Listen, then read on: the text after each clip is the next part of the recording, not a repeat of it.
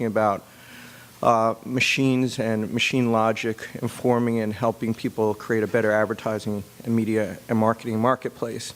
And the most exciting and interesting part of this for me is watching how the machines affect the way people do things and the way people react to it.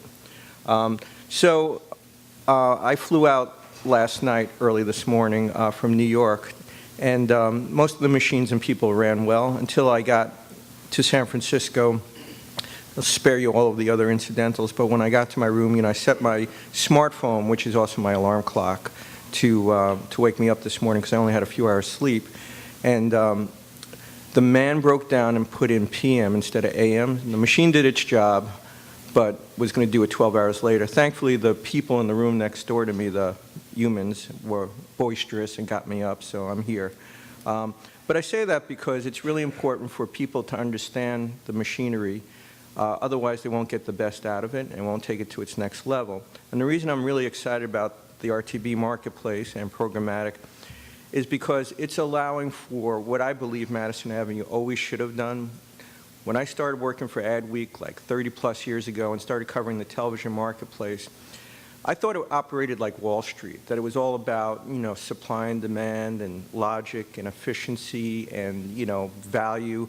And what I learned right away is that that marketplace was based on culture, ways of doing business, relationships, and it just dominated our society so much. And it was frustrating as a journalist because I'll save you the whole backstory, but, a lot of what's happened with the way the media marketplace is shaped in the U.S. over this time has been based on reporting, public reporting.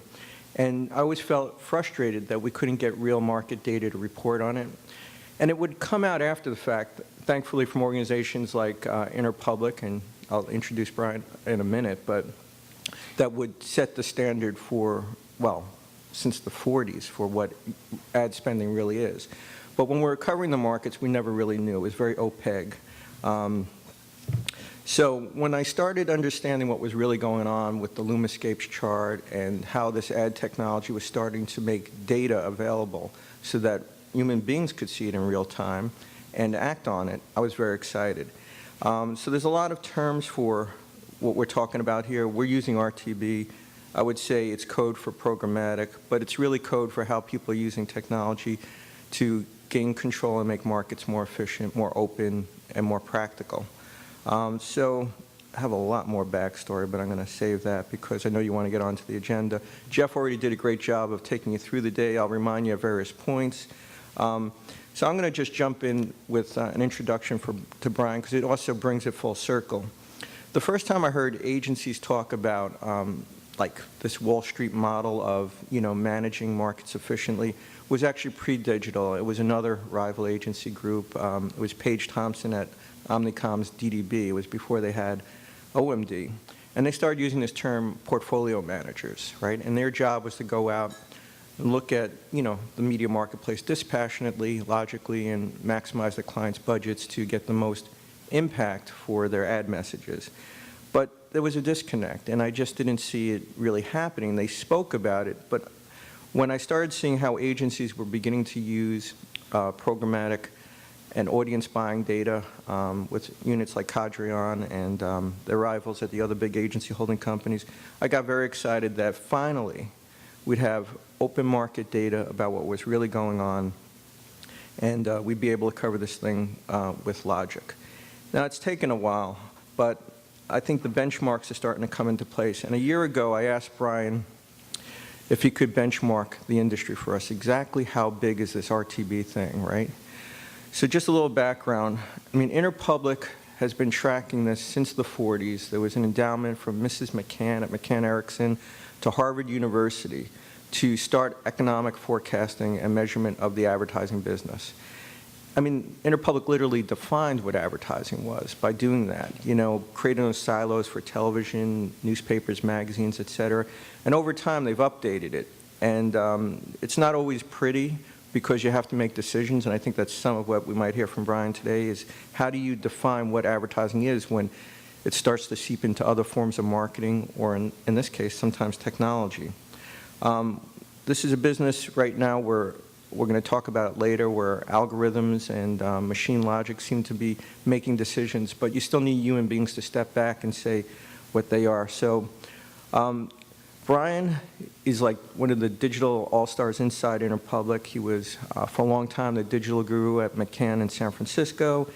He ran and resuscitated and created the Modern Media Lab in New York from LA, and I encourage you to all visit it because you will see the future if you go there. About a year ago, I asked Brian to come in and benchmark this business, and it was pretty startling. He said it was about $3.4 billion now. That's 40% over last year. That's the second fastest growing medium sector of the advertising media business, just behind mobile. And so I want to know, we have a panel later on mobile RTB, so that must be growing at double that rate.